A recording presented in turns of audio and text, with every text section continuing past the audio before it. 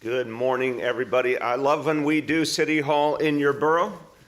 And this week, it is Manhattan Week. Look at this beautiful representation here of the borough of Manhattan, all its greatness, everything to enjoy, everything to experience, everything to celebrate about Manhattan. Now, of course, City Hall itself is already in Manhattan, but we're going to be focusing on the neighborhoods of Manhattan, on the people of Manhattan, getting around different parts of the community, announcing some real good steps we're taking to help people, listening to the concerns of the people of Manhattan. Today, great example of something special. We're going to be cutting ribbon on a new shared street space. This is part of what we're doing, open streets and other open spaces to make this city more livable. This one's going to be a wonderful new example. It'll be the largest shared street in the city, in the Flatiron District, giving back more and more space to the people of this city so they can enjoy it, they can live the vibrant, incredible life of Manhattan and the whole 5 boroughs.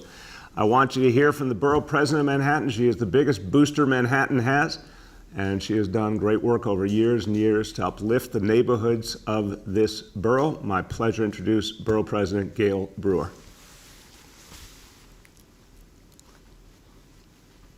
Hold on, technology, we can do this. She's on a phone call. That sounds like Gail. If you know Gail, she's multitasking. Let's see if we can get her, otherwise I'll keep moving on. All right, looks like we should keep moving on. We'll bring her back as soon as she's ready. Okay, it's Monday morning, that's all right. While waiting on the borough president to join us, let me talk about our schools for a moment. This has been a great New York City success story. Opening our schools, beginning of this school year, opening them fully. All our kids back in school. A focus on health and safety. It's been amazing. The gold standard of health and safety standards that we put together has kept kids safe. We all know COVID levels very, very low in the schools, thank God. But we are focused in every way on the safety of our kids. And we want to make sure in the tough moments we've gone through in the last year and a half that we are protecting our kids, protecting our schools. We know there's some schools where there's been some real issues lately, and we need to make sure we're adding extra protection to make sure there's never violence, never any incident where a child is harmed.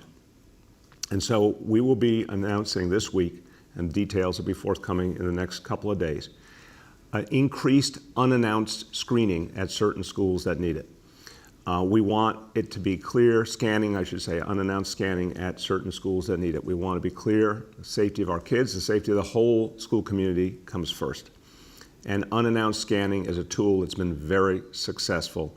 We'll be doing that at some schools where it would be particularly helpful. We're also going to be dedicating some of our neighborhood coordination officers and youth coordination officers from the NYPD to be at arrival and dismissal at some of the schools where there's a particular need. That extra presence is going to help a lot, and we'll be creating safe corridors, 20 safe corridors, where we're going to have extra police presence to support our kids.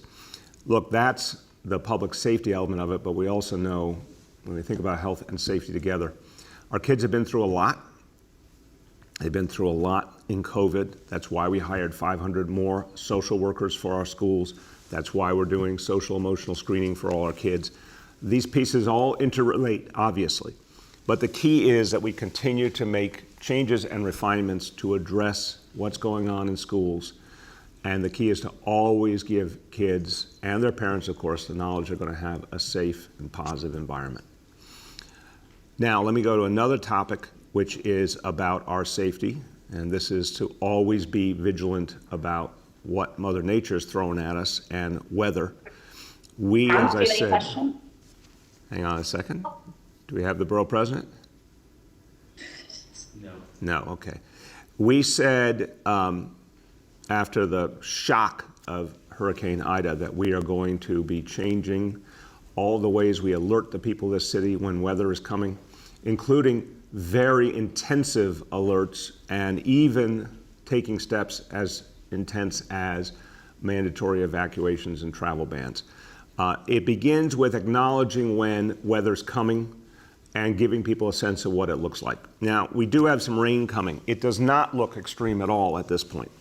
What we're hearing from both National Weather Service and the other different sources that we're turning to now, what we're hearing is between 2 and 4 inches total rain expected starting late tonight going through the whole day Tuesday. That per se, again, that's a small amount of rain spread out over 2 days. If that's what really happens, we should be okay. But we will have a flash flood watch in effect from 8 o'clock tonight to 5 o'clock Tuesday. Now that said, we're going to constantly update if we see anything start to change. Even though this does not seem like a major weather event, we're being hyper vigilant now. So we're going to keep updating you if we see any major changes in that. I will remind people, even though this is not the kind of super intense rain we saw a few times lately, still, if you see an area that looks flooded, if you're out walking or driving in an area that looks like it has become flooded, please exercise caution. We want people to be really careful about going into any of those areas. The best option is to turn back and find another route, obviously, if you're not sure what you're driving or walking into. And with basement apartments, again, we do not expect this level of rain to have a major impact, but we're going to be watching very, very carefully and constantly updating New Yorkers. We also, of course, have our teams out from city agencies clearing catch basins, making sure the debris is moved away there. That will help address the water. So hypervigilance is where we're going to be from now on in the city's history. But we'll give this report now, and then any major changes, there'll be updates in the course of today and tomorrow. Okay, now, let's talk about the thing we focus on all the time, the thing that's bringing us back, which is vaccinations. New York City, I'm so proud of all New Yorkers. We have been leading the nation. The number of people who've gotten vaccinated, the approaches we put into effect, and the way people have embraced them, it's been absolutely outstanding. It's why you can see the life of the city coming back more and more all the time. Right now, almost 12 million doses administered, which is literally almost impossible to imagine. 12 million separate times. A New Yorker put out their arm, and one of the great members of our vaccination team was there to help them. So, and keep reminding anyone who hasn't gotten that first dose, and that's fewer and fewer people now. We're well over 6 million New Yorkers who have gotten the first dose at least, but there's still people out there who need it. Obviously, we're really looking forward to next month with our youngest kids getting vaccinated, but there's still adults who need that vaccination. We're going to be there for you, making it easier, making it free, obviously, always convenient. But now let's talk about boosters. Job one is always to get folks who have not even had a single dose. That's always going to be our first strategic imperative. But the boosters are really important, and obviously on Thursday night, we got what we were waiting for, the formal approval from the CDC. And starting Friday morning, this city was ready and already administering boosters in our city-run sites. So far, since the booster effort began, with the previous announcements that we received from the CDC, there have been almost 227,000 booster doses given in New York City. So people have embraced this, and what they found is it's very easy to get that booster. It's easy to schedule an appointment. There's obviously a lot of places you can walk in as well. If you want to find sites, go to vaccinefinder.nyc.gov. So here's my message to all New Yorkers. Get that booster. It's good for you. It keeps you safe, keeps your family safe. It's ready, it's here, it's now. Go get it. Now let's hear from our doctor, who's going to tell us the latest, Dr. Dave Choksi. Thank you so much, Mr. Mayor. Throughout the pandemic, we've been here to give New Yorkers the latest scientific developments regarding COVID-19 so that we can work together as a city to fight the coronavirus. Last week's vaccine news means that even more of the most at-risk New Yorkers can get an added layer of protection. But figuring out if you're eligible for a booster dose and which one to get, it can be a little confusing. So let me try to break it down for New Yorkers. First, the science continues to show that all 3 of the authorized COVID-19 vaccines are safe and highly effective at saving lives and preventing suffering. That's why getting more New Yorkers fully vaccinated remains our top priority. Second, booster doses are now available across all 3 vaccine types, Pfizer, Moderna, and Johnson & Johnson, and mixing and matching of vaccines is permitted. Third, anyone who received the single-dose Johnson & Johnson vaccine at least 2 months ago, like the mayor and I did, should get a booster shot. It can be any of the 3 vaccine types, and while the science is not settled about which booster is best, some evidence suggests that a Moderna or Pfizer booster could produce higher antibody levels than a second dose of J&J. Fourth, you are also eligible for a booster if you receive Moderna or Pfizer at least 6 months ago and are in one of these categories. If you're a senior that's 65 years and older, if you're an adult with underlying medical conditions, for example, diabetes, or an adult at higher risk of COVID-19 exposure, like a healthcare worker, a first responder, or a nursing home resident. If you receive 2 shots of the Pfizer or Moderna vaccine, the science that we have suggests getting the same vaccine for your booster, but you have the choice to switch to any of the other vaccine types. Finally, if you're not sure which booster is right for you, you can consult with your doctor, clinical staff at one of the city's hundreds of vaccination sites, or visit us at nyc.gov/COVID-vaccine to learn more. And remember, while boosters are good news for individuals and for our city, first doses remain even more important than third doses. If you know someone who remains unvaccinated, please reach out to them, share your story, and encourage them to join the over 6 million New Yorkers who are moving our city forward. Thank you so much, sir. Thank you very much, Dr. Choksi. Thank you to you and all your colleagues for getting us ready. And everyone, look, Dr. Choksi is making it really clear to everyone. New Yorkers, if you're eligible, go out and get that booster, and you can mix and match. So I'm an example. Like Dave, I got Johnson & Johnson, and now I will lead by example. It's time for a booster. And the advice I've received is, in this case, as a Johnson & Johnson recipient, the best alternative for the booster is Moderna. That's based on the latest research. I'm pulling the sleeve up, as Dave has told me to, very, very high. That's right. I'm gonna hold it up, Dave. Give me a boost, Dave. You know the drill. We have some practice with this. We have done this very successfully before. I'm putting my shoulder where my mouth is. Now, wait a minute, that doesn't make sense. We always try and come up with something unscripted here.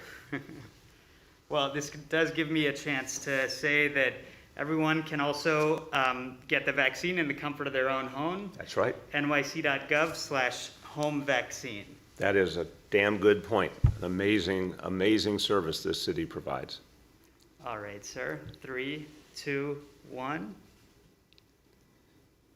At some point, Dave will administer the Moderna booster. I know it's live TV, and you know these precious seconds are passing by. Dave, when are we going to do this? We are all done, sir. What?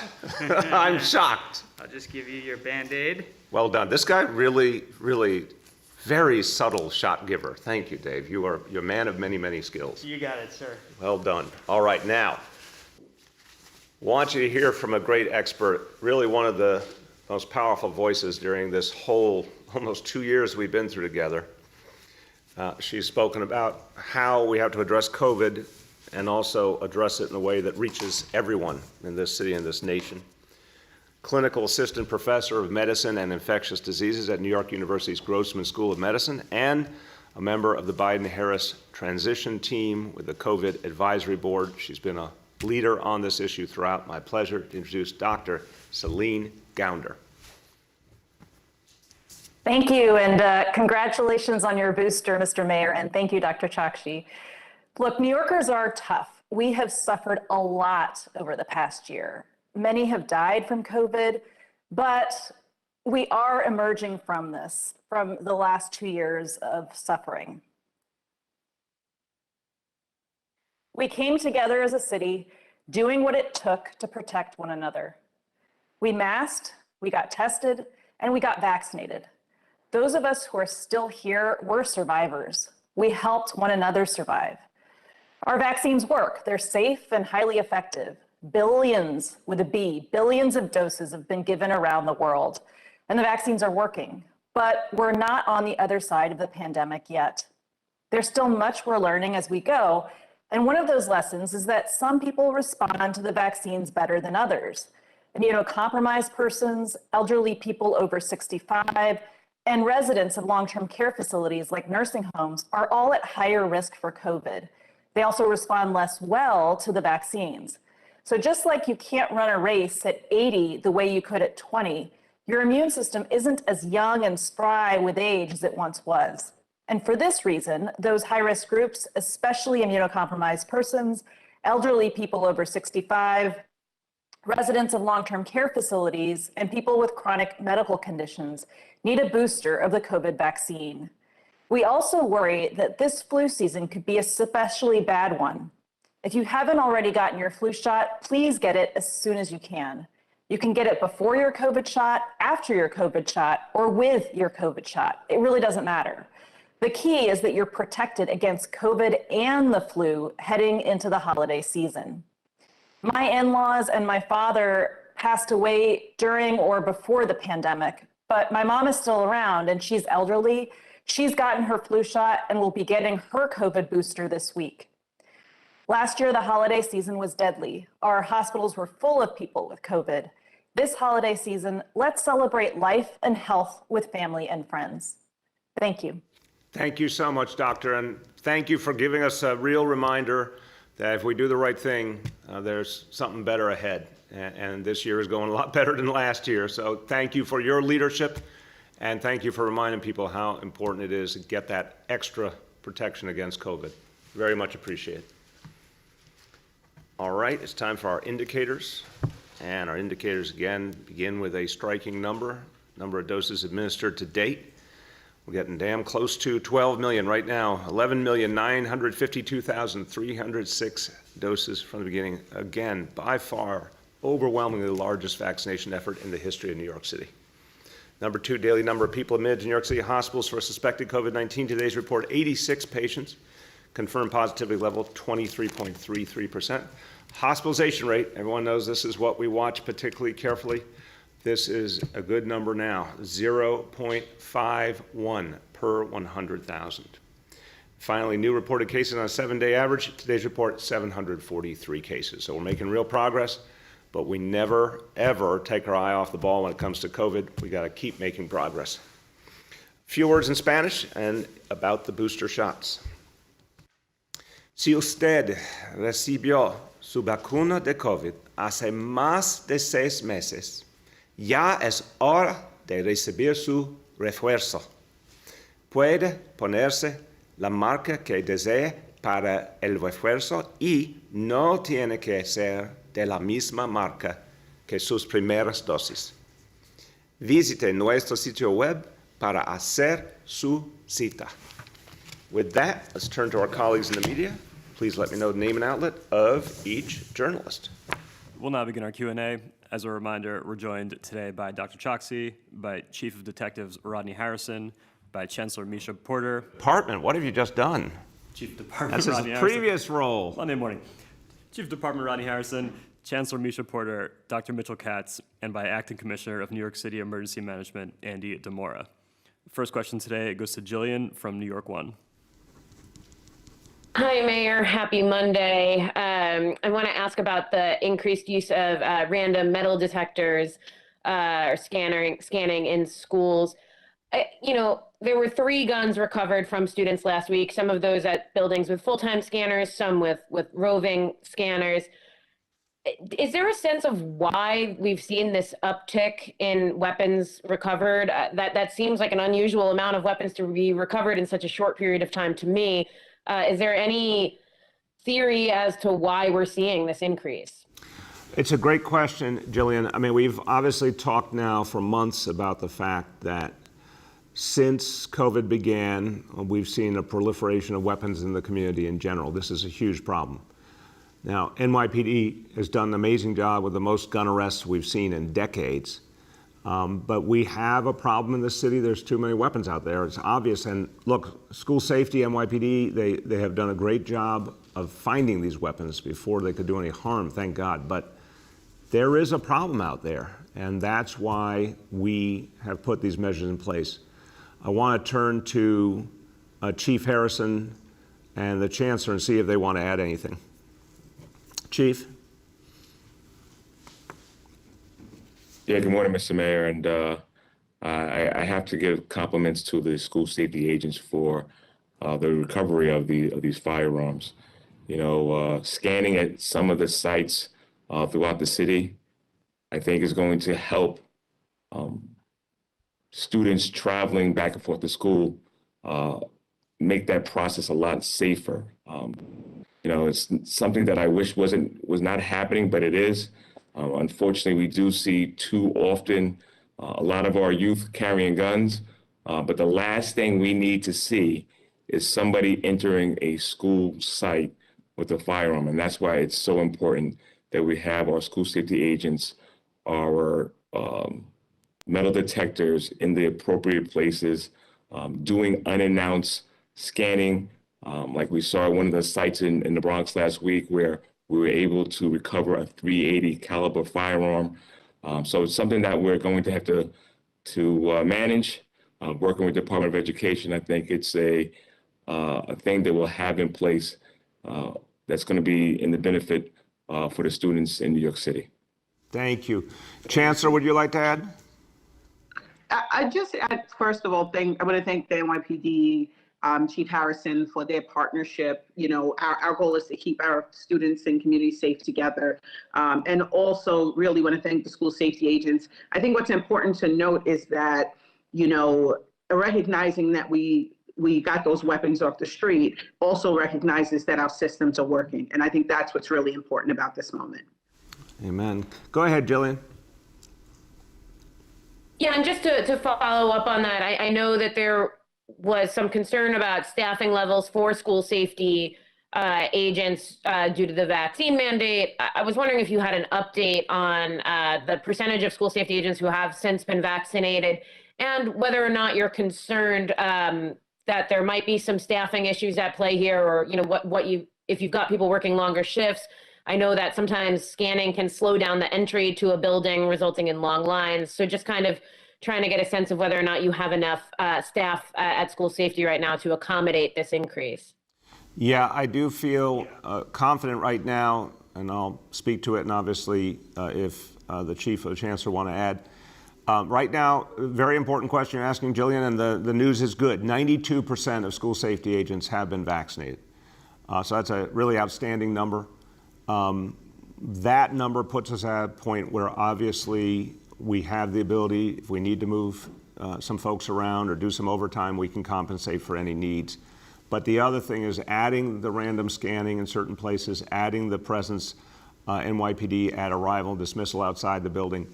All of this allows us to make a lot of impact. And again, I want to add the thanks to Chief Harrison. He's been very, very responsive to the DOE and really been thoughtful about these deployments of the officers outside to help support the efforts inside.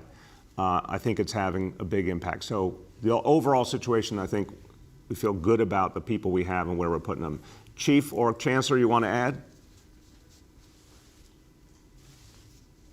Yeah, Mr. Mayor, we have 3,200 agents at the 1,400 sites throughout the city. We've identified multiple locations where we do scanning. Once again, that's very fluid, but at the same time important in order for us to seize some of these weapons that are unfortunately, or potentially, I should say, getting into some of our schools. So I'm content with where we stand with our school safety agents right now.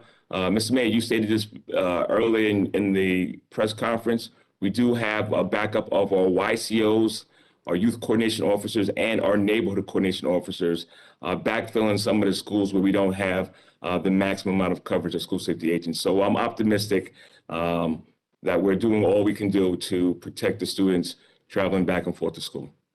Thank you. Chancellor, you want to add anything?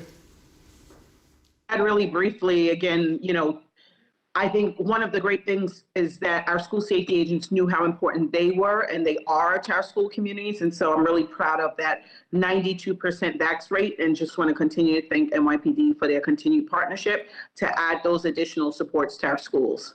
Amen. Go ahead.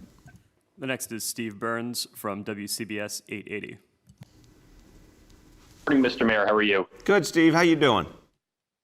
Doing all right. I wanted to continue on the same topic here regarding schools. We've heard from a lot of advocates who are looking for less of a police presence in schools, and that metal detectors specifically somewhat play a role of antagonizing students, demeaning students. Are you at all worried that more screenings could possibly exacerbate tensions between youth and the police at a really sensitive time like this?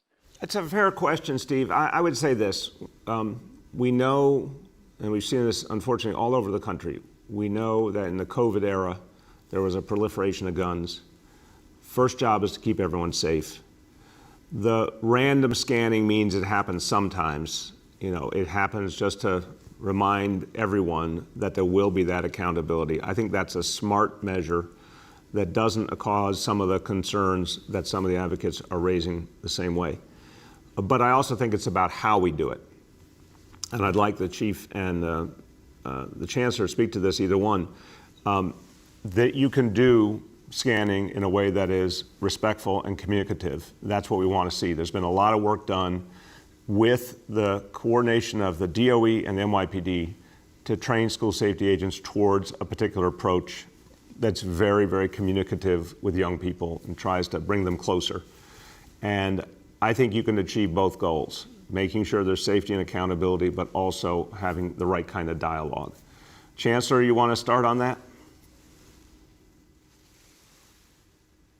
Chancellor, can you hear me? Yes, absolutely. Yep, I can hear you.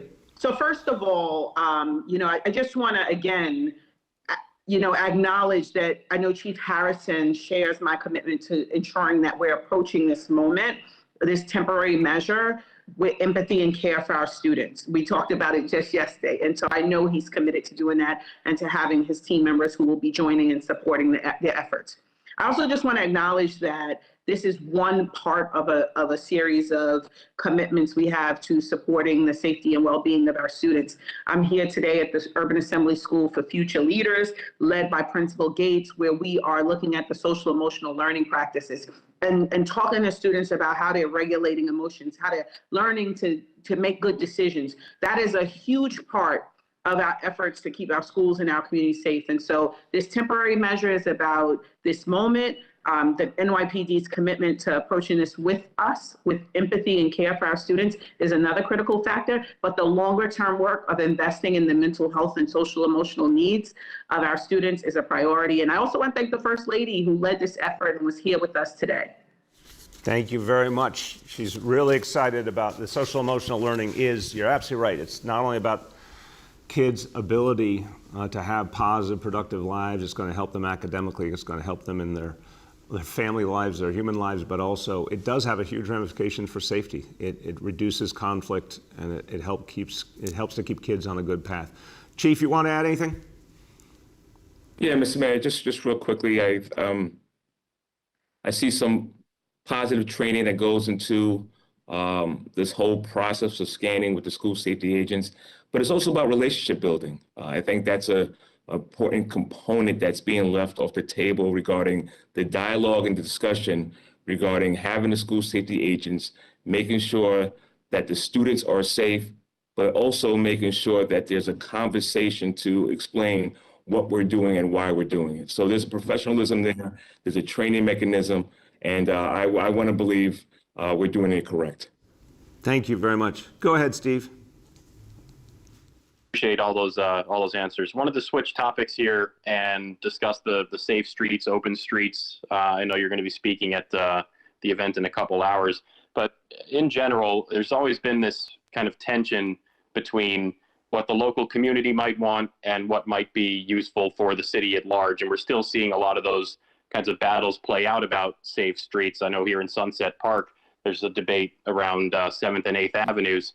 The Democratic nominee for city council has said DOT hasn't been entirely responsive, hasn't been consciously diverse in its outreach, and recently tweeted that 7th and 8th Avenues don't need to bear the burden of changes to make our streets safer. So, I don't need you to speak specifically to that project, but more in general, how do you balance what might be better for the city at large in terms of safe streets versus, you know, a lot of that local on the ground type opposition that seems to crop up for a lot of these projects? Yeah, it's a great question, Steve. It's very important. I have spoken to Commissioner Gutman on this issue, and he is going to go and have deeper engagement with the community, because I do not think it's mutually exclusive to have safe streets and also address community concerns.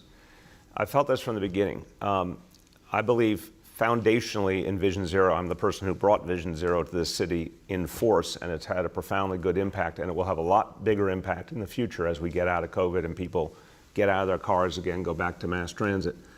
But I also don't think any approach should be seen dogmatically. So for example, you could want to ensure safety. There's more than one way to do that. Sometimes that's a bike lane, sometimes that's other safety measures, sometimes it's a combination. And you do need to look at the other factors in the community. You do need to look at, for example, I've always felt this, you gotta look at what's happening with jobs and small business and keeping neighborhood businesses alive. So safety first, always. And we are going to aggressively put safety measures in all over the city constantly. But if there's certain measures that work better and others that work less well for a community, we can be flexible about that, or a location difference. It can all be adjusted. When we listen to that community input, we can find out if there's unintended consequences and make adjustments.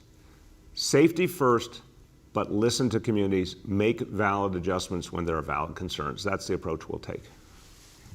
The next is Katie Honan from the city.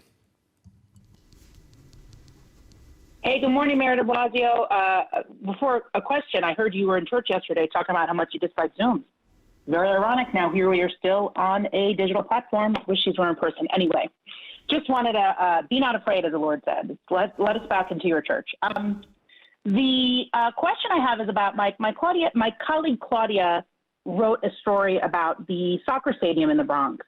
And I know there's been some back and forth, some issues with the EDC and FYCFC. So my question to you is, can you commit to pledging to get this deal done? I know there's some dispute over parking spaces. So what is, I guess, your message? Can you pledge to get this done before you leave office? I don't know if I can, Katie. It's a good question. This one has been on again, off again for a variety of reasons. I'd obviously love to see it come together, but it has to happen in an equitable manner. It has to happen in a manner the community is comfortable with and believes in. And the last I checked in on this issue a few months back, when we had our Bronx Week, there was still tremendous community concern and a sense that, you know, they did not yet hear the kinds of things that would make them comfortable with moving forward. So I'll check in on again, but unless there is some kind of deeper consensus, I don't know if this is going to happen in the next couple of months. Go ahead, Katie.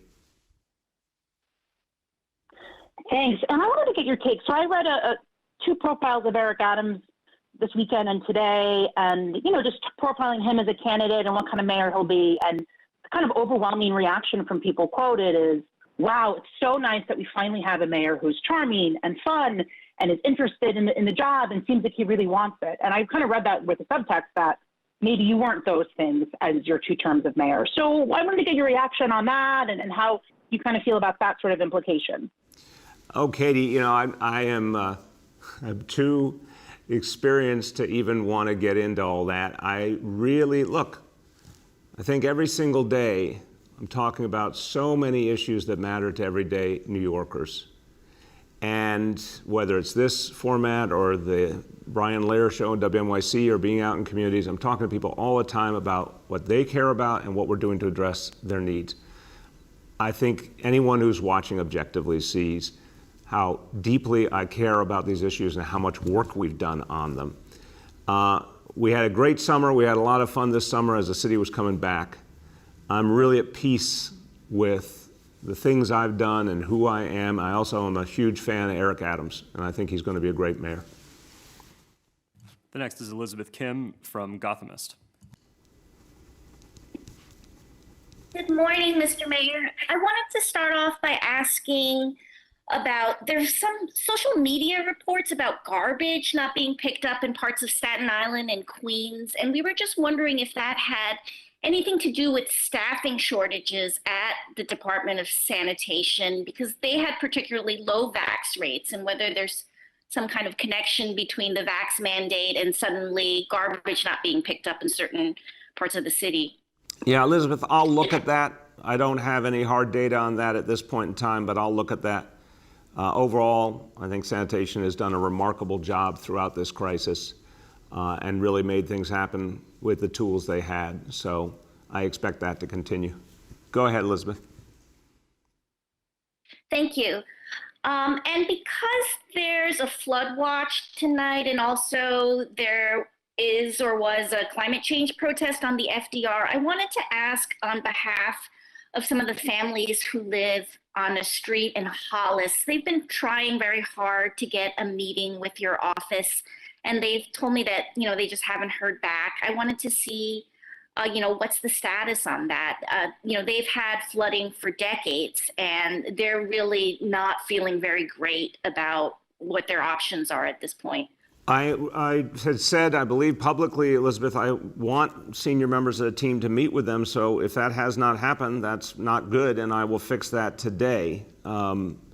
We want to see what we can do to help. Obviously, you may have been out there, Elizabeth, a huge amount of work has been underway to try and help that community. We've put $2 billion into parts of Queens that were really flood prone. And a lot of them actually, in this last horrible situation with Ida, did not feel the effects, thank God, because those investments really worked.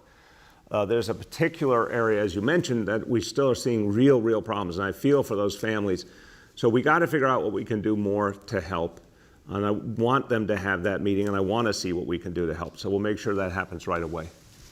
The next is Marsha Kramer from WCBS. Good morning, Mr. Mayor. How are you doing today? I'm doing well, Marsha. How are you? I'm okay. I'd like to talk to you about school safety, if you don't mind. One of the arguments that the school safety union makes, and some of the teachers in schools, is that there's not enough safety agents, and the numbers that they give are this: that before all of this, before the defund the police movement and the vaccine mandate, there were 5,500 safety officers. Now there's about 37. A combination of factors, they say, including some who didn't get the vaccine and many who were who left and were not replaced because you didn't have another class. Now, the reason I'm asking this question about whether you need more safety officers, for example, last week at Mott Haven, where they found a gun, a fully loaded gun, they had 8 agents when the gun was found, but before that they had 17. At Susan Wagner High School, where they had that incredible brawl, where a safety agent was dragged along the floor, there were 7 agents on duty, but before attrition and the vaccine mandate, there were 19. Do you think that you really need to have more safety agents in some schools because there seems to be an uptick in violence community-wide? So, Marsha, I'll start and I'll turn to Chief Harrison and Chancellor Porter. First of all, again, the most important, I'm a parent. I want to make sure kids are safe. I want to make sure the whole school community, the adults included, are safe, unquestionably. And I think school safety agents are a crucial piece of the equation. I believe in the work of the school safety agents. I think they do very good and important work. I support them. And I also want to acknowledge if 92% have gotten vaccinated. Your question is absolutely fair, Marsha, but I want to be clear. Vaccination, that's a very successful number. So let's give credit to the school safety agents who went and got vaccinated. We do have more agents coming in. There is a new class coming. We got to figure out over time what the exact right number is. But I want to affirm these incidents. We all take these incidents very seriously, and they draw our attention and make us want to do things better and make changes. But I also want to say, thank God, these incidents are rare. So in terms of making whatever adjustments we need to, talked about the random scanning and the way we'll use the officers outside the schools as well. But to your specific question about the numbers and how we're working with the numbers of agents, first Chief Harrison, then Chancellor Porter. Chief, can you hear us? Yes, I can. Can you hear me? Yep. Hey, good morning, Marsha. So regards to your number, I don't want to say that's bad information, but the highest amount that we had was about 5,000 school safety agents. That's the first thing. The second thing is November 30th, we're looking to put a class in of 250 school safety agents. That's going to be a nice punch in the arm regarding having the appropriate amount of school safety agents throughout the city. And once again, is this, I'll say this all the time, the NYPD, we're very resilient. We'll figure out different ways to make sure we have the appropriate amount of presence at some of the schools, especially some of the schools that we may see some issues at. I said it earlier, the mayor stated it as well. If we have to tap into some of our local precincts to just have that exterior presence outside, we'll do that. But one thing I will reassure you, Marsha, and as the rest of the residents of New York City, student safety is NYPD's number one priority. So we'll do whatever we have to do to make these students safe. Excellent. Chancellor. Yeah, I'll just add, we work every day with the NYPD to make sure that we have appropriate staffing and resources as needed. And, as the mayor said, we are watching incidents, we're watching issues in our schools and making adjustments as necessary. I just want to continue to remind us that safety is a community expectation, a community commitment, and we're working with our community, with our NYPD partners. Our school safety agents are heroes in this moment and continue to be, but also with our principals and our school leaders and district support teams to make sure that we're wrapping our schools with the social emotional supports that are needed as well. Amen. Marsha, go ahead. Marsha? Can you hear me? Yeah, there you go. Can you hear me? So, Mr. Mayor, my next question has to do with the amount of schools that you say that have scanners. What I've been told is that only about 100 schools in the city have permanent scanning. And there are a lot of people who think there should be many more schools that have scanners because of what's going on. And a lot of times when you say unannounced screening, I've gone to schools where there have been knifings and stabbings and shootings. And it seems that the unannounced screenings go in the morning after you've had an incident, and then you take them out 3 hours later. So everybody knows that, okay, that day they're not going to be able to get their weapons in, but the next day after that they can.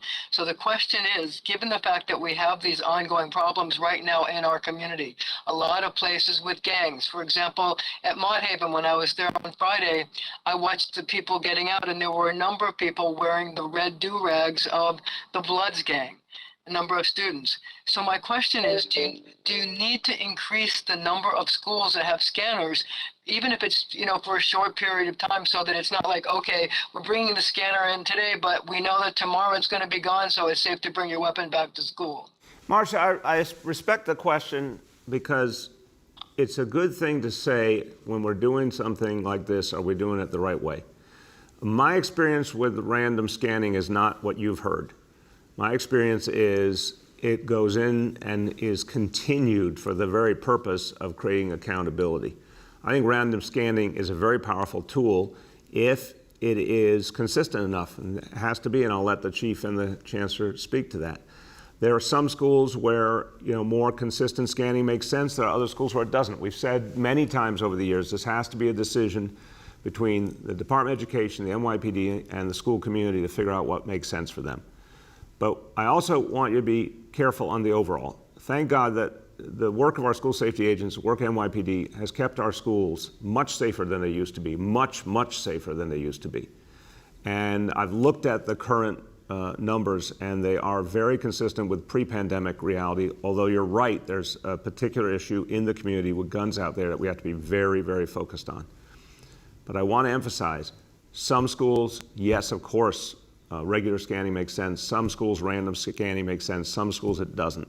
Let the professionals, let the security experts make that decision with the school community. Chief Harrison? Chief, can you hear us? I can hear you. Hey, Marsha, so regarding your concern about the random scanning, there's something that we have in place called field intelligence agents. And one of the things that they do is they get information about incidents that are happening around the city.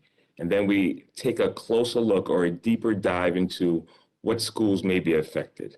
And once we take a look at that, then we'll identify that site and then do a scanning at that location. So there's a lot of work, be it through law enforcement, working with the community, that comes into place to make sure that we're identifying the right locations and doing the scanning to prevent any violence that could possibly happen within some of these schools. Thank you. Chancellor, you want to add on that topic? I'll just add that, we are making adjustments and really looking at schools across the city in partnership with the NYPD.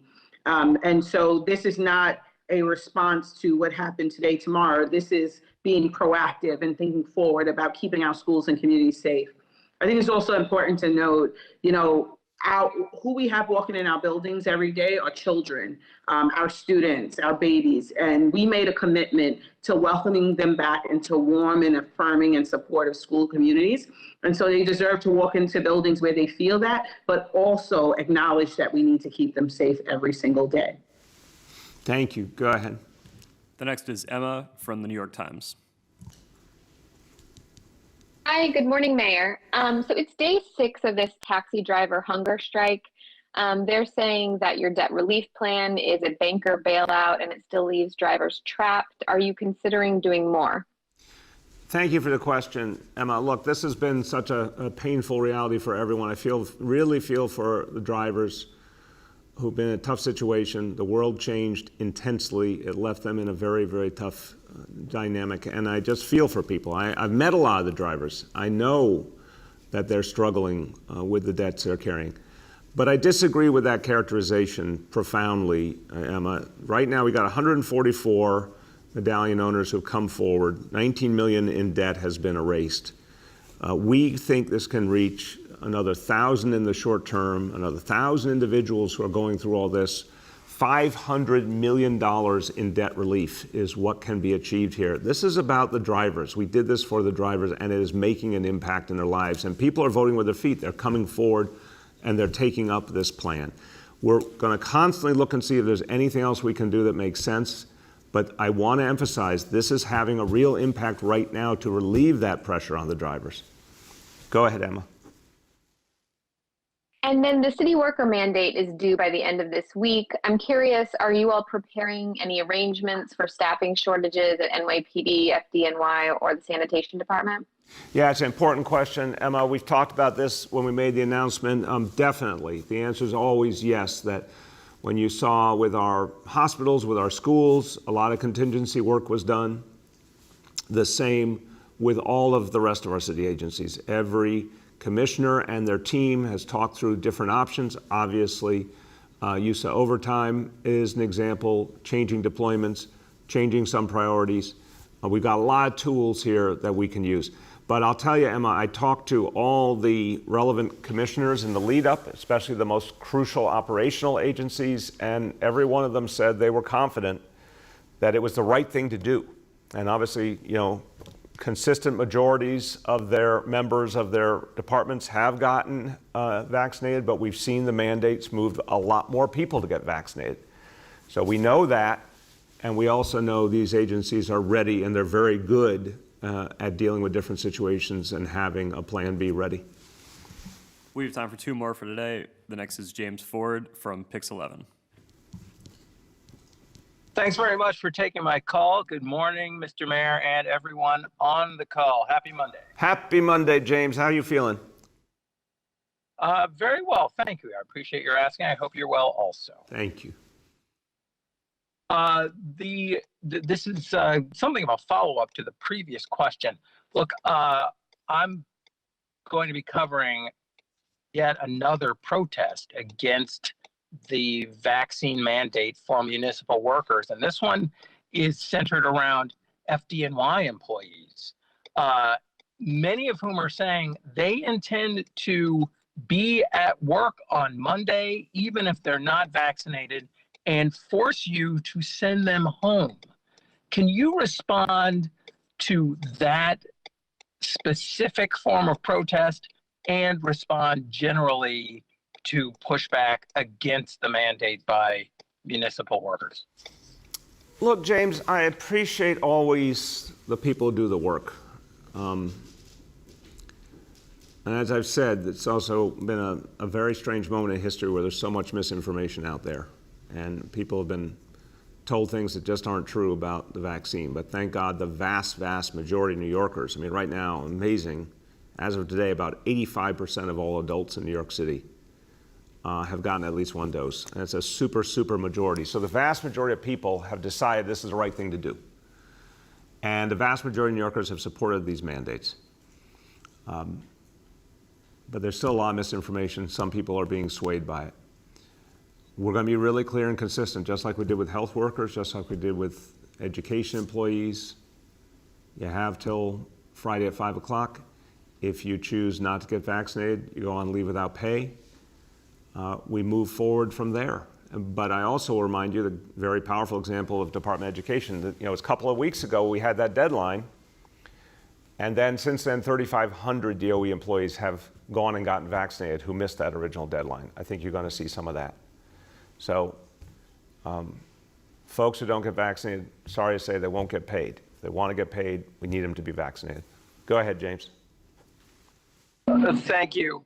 Also, on behalf of my colleague, Nicole Johnson, the Eric Garner judicial hearing is today. Can we get your thoughts on that?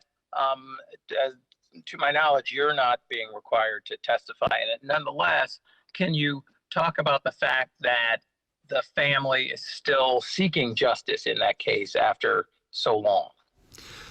I saw his mom, Gwen Carr, just a few days ago at an event, and I feel for her every time I see her. She's just a really good, warm, decent human being who's been put through hell. It's horrible. It's one of those days in New York City history that just continues to pain us. I wish somehow it never had happened, but look, there's been a lot done to try to address what happened and to try to move us forward, including the retraining of the entire police force in de-escalation and a lot of other changes that really have had an impact and really have made us better and made the way that we police our communities better. There's still a lot more to do. But I hope, as we end this chapter, that we realize we just got to keep at the work so we never have another tragedy like that again. Last question for today goes to Julia from The Post. Mr. Mayor, how's your arm feeling? I'm feeling good. Thank you, Julia. I am feeling good. Dave is really good at giving shots. I've had my share over the years. He's very, very good at it. So I encourage a booster for everyone, Julia. Okay, great. Well, maybe I'll see if you can give me one sometime. Dave Choxy. That's a challenge. Yeah, there you go. I'm not as well versed in scripture as Ms. Honan, but I would agree that given that you were telling a local congregation that you hate Zoom, a lot of us don't like Zoom either and would rather be in person with you. Onto my questions. When you said the city was going to remove basically any Trump organization concessions, there have been a series of hiccups. The skate rink, the prices are now higher. The carousel was closed over the summer. And now, of course, with the golf course in the Bronx, the Trump organization is suing you for $30 million. Critics say that you're using taxpayer money to settle a political score. Even Scott Stringer and Ruben Diaz Jr., of course, two fellow Democrats, have criticized your handling of the process. So can you please address those issues? We're doing what's the right thing for the people of the city. Made very clear that we need to work with businesses that make sense for us. I am absolutely certain each of those sites will be well run by the new concessionaires. We had to move forward, and it was within our rights to move forward. So I have confidence that everything will ultimately, be good for the people of the city. I mean, that's why I made the decision, and I'm comfortable with it. Go ahead, Julia. Thank you. There's new data that reveals 24 Department of Correction officers, largely women, have been sexually assaulted by inmates so far this year. there's that. Then, of course, there's the suicides, there are the conditions in the holding cell, there's violence between inmates, between guards and inmates. Wondering, when you say enough is enough, why hasn't there been any shakeup in terms of people who are in charge of the department?